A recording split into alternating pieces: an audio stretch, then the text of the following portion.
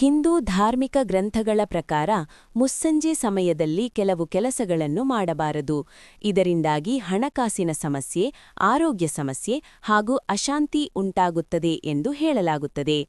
ಶಾಸ್ತ್ರ ಮತ್ತು ವಾಸ್ತುಶಾಸ್ತ್ರದ ಪ್ರಕಾರ ಮನೆಯಲ್ಲಿ ನಕಾರಾತ್ಮಕ ಶಕ್ತಿ ಮತ್ತು ಬಡತನ ತಡೆಗಟ್ಟಲು ಮನೆಯಲ್ಲಿ ಈ ಕೆಲಸಗಳನ್ನು ರಾತ್ರಿ ಸಮಯದಲ್ಲಿ ಮಾಡಲೇಬಾರದು.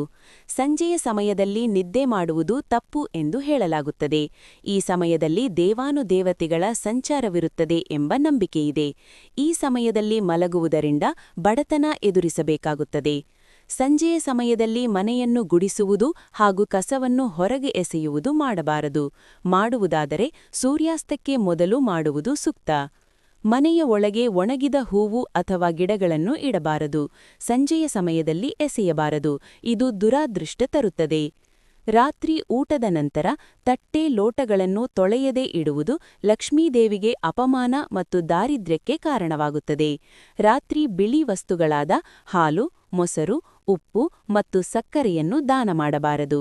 ಅದೇ ರೀತಿ ಅರಿಶಿಣ, ಹುಳಿ ಆಹಾರವನ್ನು ಕೂಡ ದಾನ ಮಾಡಬಾರದು. ಇವುಗಳನ್ನು ಮಾಡುವುದರಿಂದ ಜೀವನದಲ್ಲಿ ಆರ್ಥಿಕ ಸಮಸ್ಯೆಗಳು ಉಂಟಾಗುತ್ತದೆ. ರಾತ್ರಿ ಮಹಿಳೆಯರು ಕೂದಲು ಬಿಚ್ಚಿ ಮಲಗಬಾರದು. ಇದು ನಕಾರಾತ್ಮಕ ಶಕ್ತಿಯನ್ನು ಆಕರ್ಷಿಸುತ್ತದೆ. ಸೂರ್ಯಾಸ್ತದ ನಂತರ ಮನೆಯಿಂದ ಹಣ ಕೊಡುವುದು ಅದೃಷ್ಟದ ನಾಶಕ್ಕೆ ಕಾರಣವಾಗುತ್ತದೆ. ಸೂರ್ಯ ಮುಳುಗಿದ ನಂತರ ಮನೆ ಗುಡಿಸುವುದರಿಂದ ಲಕ್ಷ್ಮೀದೇವಿಯು ಹೊರಹೋಗುತ್ತಾಳೆ ಎಂಬ ನಂಬಿಕೆಯಿದೆ. ರಾತ್ರಿ ಹೊತ್ತು ಬಟ್ಟೆಗಳನ್ನು ಒಗೆಯಬಾರದು. ಸಂಜೆಯ ಸಮಯದಲ್ಲಿ ನಾವು ಬಟ್ಟೆಗಳನ್ನು ಸ್ವಚ್ಛಗೊಳಿಸುವಾಗ ಅದರಲ್ಲಿ ನಕಾರಾತ್ಮಕ ಶಕ್ತಿಯು ಪ್ರವೇಶಿಸುತ್ತದೆ. ಇದು ನಮ್ಮ ದೇಹದ ಮೇಲೆ ಪರಿಣಾಮ ಬೀರುತ್ತದೆ.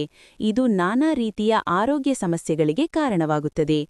ಈ ನಿಯಮಗಳನ್ನು ಪಾಲಿಸುವುದರಿಂದ ಮನೆಯಲ್ಲಿ ಸುಖ, ಶಾಂತಿ ಮತ್ತು ಸಮೃದ್ಧಿ ನೆಲೆಸುತ್ತದೆ. ಧನ್ಯವಾದಗಳು.